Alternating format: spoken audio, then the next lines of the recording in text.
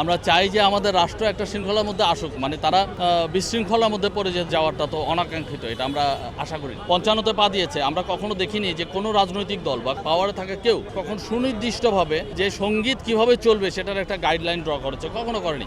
অথবা আপনারা সংস্কৃতি চর্চাই এদেশে চান না, আপনারা গান বাজনা হোক সেটা চান না, বন্ধ করে দিতে চান, সেটা হলেও সেটা বলুন। আজকে আমরা এখানে একত্রিত হয়েছি শুধুমাত্র এই যে আগ্রাসনটা হয়েছে, সংস্কৃতির উপর আগ্রাসন, এটা আমরা অ্যাকসেপ্ট করতে পারছি না। আমরা বলতে চাই যে আমরা এইগুলো আমরা অ্যাকসেপ্ট করতে চাই না, আমরা শৃঙ্খলা চাই।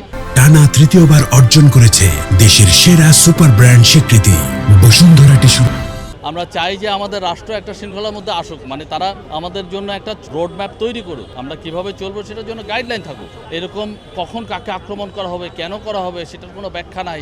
যখন তখন আক্রমণ করা হচ্ছে, তো ফ্যাসিবাদী থেকে উত্তরণ হওয়ার পরেও আবার অন্যরকম একটা নতুন ডাইমেনশনের আরেকটা বিশৃঙ্খলার মধ্যে পড়ে যাওয়াটা তো অনাকাঙ্ক্ষিত, এটা আমরা আশা করি। লাইন ড্র করছেন যে ৫ আগস্টের আগে ৫ আগস্টের পরে, আমি এই লাইনটা ড্র করতে চাচ্ছি না।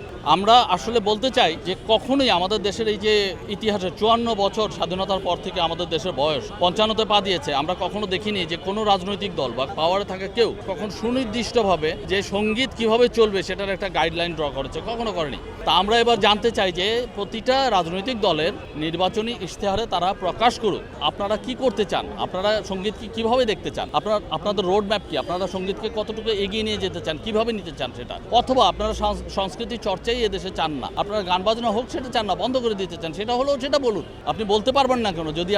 যদি বিষয়টা পরিষ্কার করতে চান বা করার ইচ্ছা থাকে, সদিচ্ছা থাকে, তাহলে তো আপনি সেটা পরিষ্কার করতে পারেন। এবং আমরাও জানতে পারলাম ঠিক আছে এই রাজনৈতিক দলের মতাদর্শ এরকম, ওটার এরকম, সেটা আপনারা ক্লিয়ারলি বলুন। অনেকেই তো বলছে, অনেক রাজনৈতিক দল কিন্তু অলরেডি আমাদের আহ্বানে সাড়া দিয়েছে এবং তাদের সুস্পষ্ট মতামতটা তারা বলে দিয়েছেন। যারা বলেননি তাদের প্রতি আহ্বান থাকবে, আপনারাও বলুন। আমরাও বুঝতে পারি যে আপনারা কি চাচ্ছেন বা সেই অনুযায়ী আমাদের নিজেদের কি করণীয় আছে সেটা আমরা ডিসাইড করে নিতে পারি।